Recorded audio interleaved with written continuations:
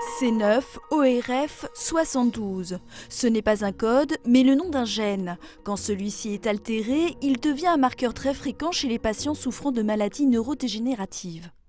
C'est le gène le plus important en termes de fréquence chez des patients qui présentent soit une SLA, qui est une maladie motrice qui se manifeste par une paralysie progressive, soit chez des patients qui ont une dégénérescence frontotemporale, qui est une maladie apparentée à la maladie d'Alzheimer, mais qui s'en distingue parce qu'elle est plus rare et parce qu'elle se manifeste essentiellement par des troubles du comportement et peu par des troubles de la mémoire. Et donc la découverte de ce gène en 2011 a été une avancée importante dans la connaissance sur ces deux maladies, et c'est sur cette forme génétique que nous avons travaillé dans cette étude. Examen clinique, test cognitif, examen d'imagerie cérébrale.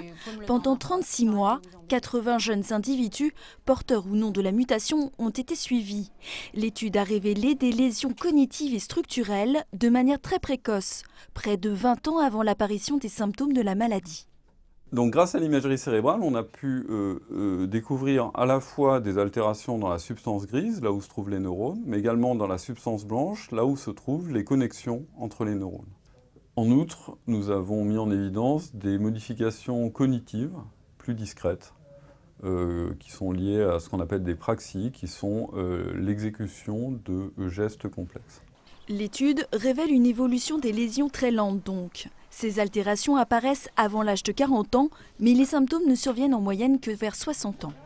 Donc cette découverte a un impact majeur parce qu'elle montre que la fenêtre thérapeutique, c'est-à-dire la fenêtre pendant laquelle, la période pendant laquelle se constituent des lésions au niveau cérébral mais qui ne sont pas encore symptomatiques, est probablement assez longue, ce qui laisse un espoir évidemment pour les personnes à risque dans cette forme génétique.